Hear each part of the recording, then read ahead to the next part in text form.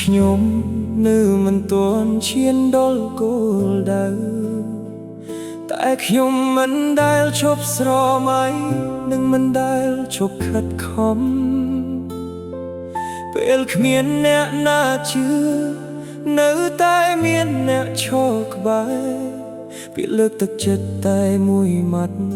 ធ្វើឲ្យខ្ញុំមានកម្លាំងបន្តាន់ផ្លូវដែលខ្ញុំដើរមិនងាយស្រួលដូចគេគិតតែខ្ញុំជឿថាការខិតខំមិនដែលក្បត់នរណាម្នាក់ទេ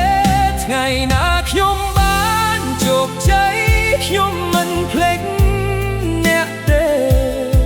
នោះដែលឈរក្បែរខ្ញុំពេលខ្ញុំគ្មានអ្វីទាំងអស់ថ្ងៃណាខ្ញុំសម្រេចក្តីស្រមៃខ្ញុំនឹងអរគុណអ្នកដែលផ្ដល់កម្លាំងចិត្តឲ្យខ្ញុំបន្តដំណើរមកដល់ថ្ងៃនេះ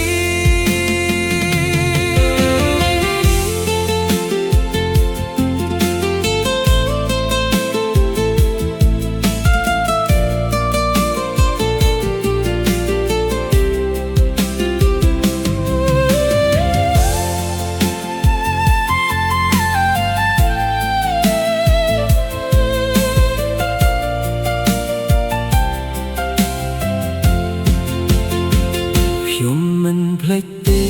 ថ្ងៃដែលយើងចែកគ្នាមួយចានបាយមិនភ្លេចស្នាមញញឹមដែលផ្ដល់ក្តីសង្ឃឹមឲ្យខ្ញុំថ្ងៃនេះទោះនៅមិនទាន់មានខ្ញុំនៅតែ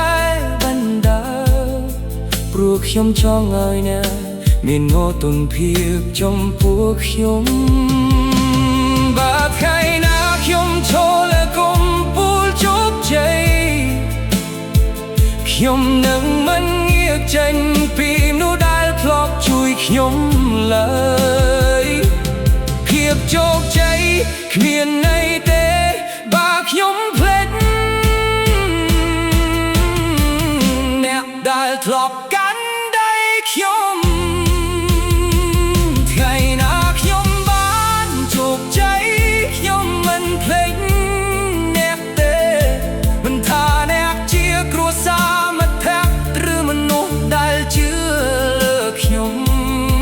អរគុណដែលមិនធ្លាប់បោះបង់ខ្ញុំអរគុណដែលនៅជាមួយខ្ញុំថ្ងៃណាខ្ញុំបានជោគជ័យខ្ញុំនឹងមិនភ្លេច